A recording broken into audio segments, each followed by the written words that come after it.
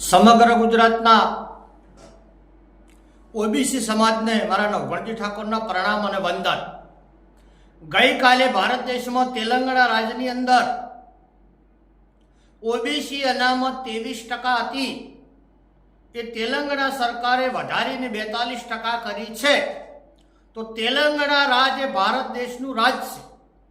તેલંગાણાની pattern મુજબ ગુજરાતમાં OBC સમાજની 54% વસ્તી છે, તો ગુજરાતમાં પણ ઓબીસી સમાજની 54% અનામત થવી જોઈએ। અનામત વધારવી કે ઘટાડવી એ સંપૂર્ણ પાવર રાજ્ય સરકારનો છે। એટલે સમગ્ર ગુજરાતના કોંગ્રેસ, ભાજપ અને આમ આદમી પાર્ટી ત્રણેય પાર્ટીઓની અંદર જે ઓબીસી સમાજના ધારાસભ્યો ચૂંટાયેલા છે તેમને હું અપીલ કરું છું કે વિધાનસભાનું સત્ર હાલ ગુજરાતમાં ચાલુ છે, આવતીકાલે વિધાનસભામાં બિલ લાવી અને ગુજરાતમાં ઓબીસી સમાજની 54% અનામત કરો તેવી મારી માગણી છે।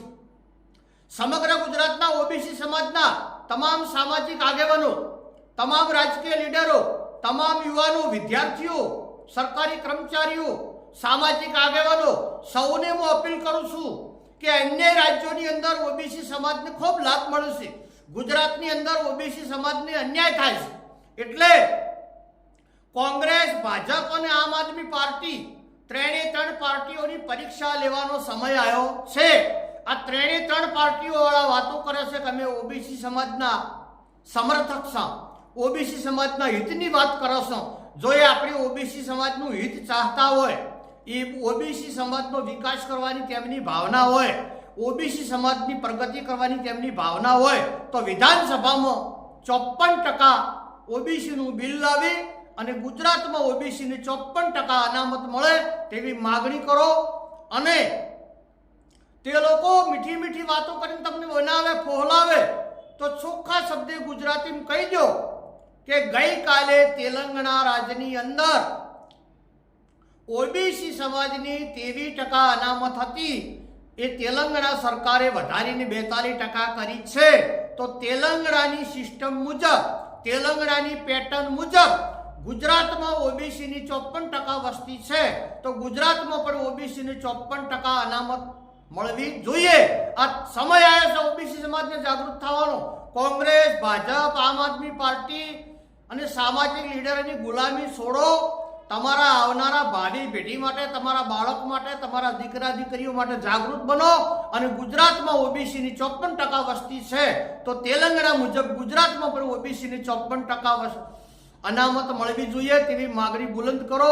ઘર દીઠ, ગામે ગામથી વિડિયા બનાવીને સરકારને અપીલ કરો અને ટેસ્ટિંગ કરવાનો ટાઈમ આવ્યો છે।